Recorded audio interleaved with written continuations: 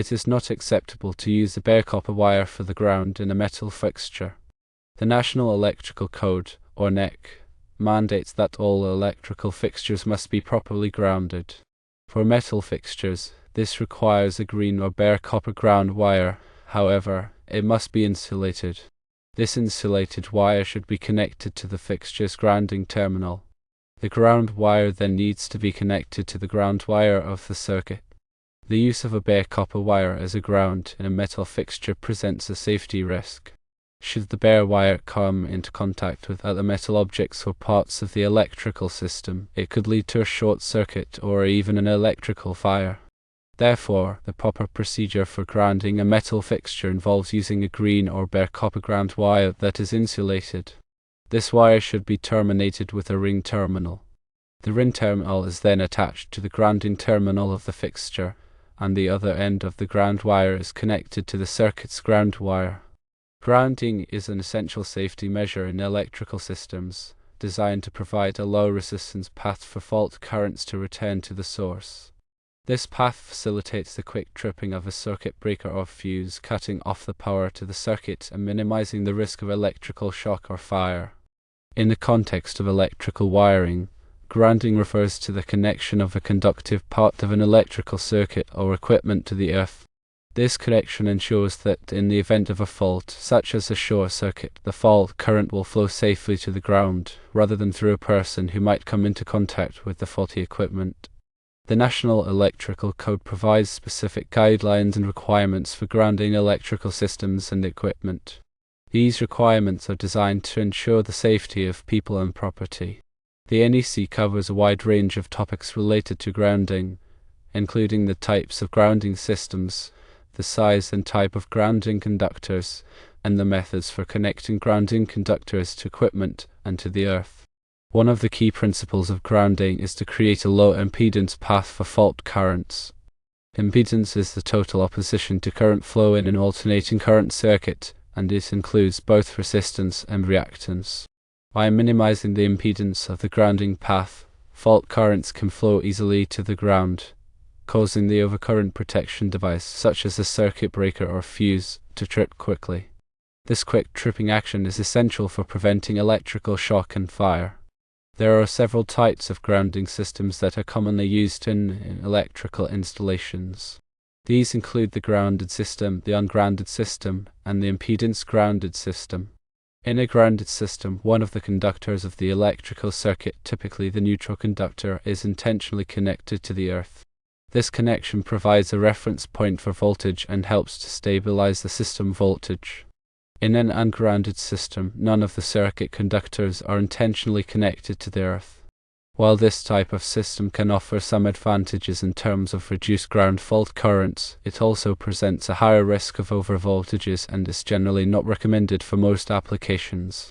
In an impedance-grounded system, a resistor or other impedance is inserted between the neutral conductor and the earth. This impedance limits the amount of ground fault current that can flow, which can help to reduce the risk of damage to equipment and improve system reliability. The NEC also specifies the types and sizes of grounding conductors that must be used in electrical installations. Grounding conductors are typically made of copper or aluminum and must be sized according to the size of the circuit conductors. The NEC provides tables that specify the minimum size of grounding conductors based on the size of the circuit conductors. In addition to specifying the size of grounding conductors, the NEC also specifies the methods for connecting grounding conductors to equipment and to the earth.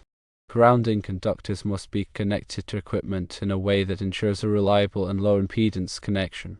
This can be achieved through the use of grounding screws, clamps, or other approved methods. Grounding conductors must also be connected to the earth through a grounding electrode system. A grounding electrode system typically consists of one or more grounding electrodes, such as ground rods, ground plates, or underground metal water pipes. These electrodes must be installed in accordance with the NEC requirements to ensure that they provide a reliable connection to the earth. Proper grounding is essential for the safety of people and property. By following the NEC guidelines and requirements for grounding, you can help to ensure that electrical systems are installed and maintained in a safe and reliable manner. The purpose of grounding is to provide a safe path for electrical current to flow in the event of a fault. This helps to protect people from electric shock and prevents damage to equipment. Grounding is achieved by connecting the metal parts of electrical equipment to a grounding system, which is a network of conductors that are connected to the earth. The grounding system provides a low-resistance path for current to flow back to the source in the event of a fault. This causes the circuit breaker to trip, cutting off the power to the circuit and preventing electric shock or damage to equipment. The National Electrical Code, or NEC, provides specific requirements for grounding electrical systems. These requirements are designed to ensure that grounding systems are installed and maintained in a safe and effective manner. The NEC covers a wide range of topics related to grounding, including the types of grounding systems, the size and type of grounding conductors, and the methods for connecting grounding conductors to equipment and to the earth. There are several types of grounding systems that are commonly used in electrical installations. These include the equipment grounding system and the system grounding system. The equipment grounding system is designed to provide a path for fault current to flow back to the source in the event of a fault in the equipment. This system consists of a network of conductors that are connected to the metal parts of electrical equipment, such as enclosures, raceways, and motor frames.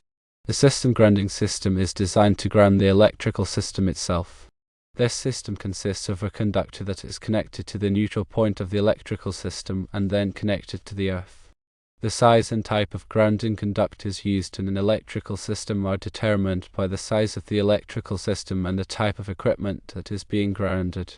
The NEC provides tables that specify the minimum size of grounding conductors that are required for different applications. The methods for connecting grounding conductors to equipment and to the earth are also specified in the NEC. These methods are designed to ensure that the grounding connections are reliable and effective. Grounding is an essential safety measure in electrical systems. By following the NEC requirements for grounding, you can help to protect people from electric shock and prevent damage to equipment. When dealing with electrical work, safety should always be the top priority. It's crucial to adhere to established safety protocols and guidelines to minimize the risk of accidents and injuries. Firstly, always ensure that the power is turned off to the circuit you're working on. This is typically done by switching off the circuit breaker that controls the circuit. It's also a good practice to use a voltage tester to verify that the power is indeed off before you begin working. Secondly, wear appropriate personal protective equipment or PPE such as safety glasses, gloves, and insulated footwear. Safety glasses protect your eyes from debris and sparks, gloves protect your hands from electrical shock, and insulated footwear helps to prevent electrical current from passing through your body to the ground. Thirdly, use the right tools for the job. Electrical work requires specialized tools that are designed to be safe and effective. For example, use insulated screwdrivers and pliers to avoid electrical shock, and use a wire stripper to remove insulation from wires without damaging them. Fourthly, never work alone. Having someone else present can be helpful in case of an emergency. They can call for help if you're injured, and they can also provide assistance with the task at hand. Fifthly, be aware of your surroundings.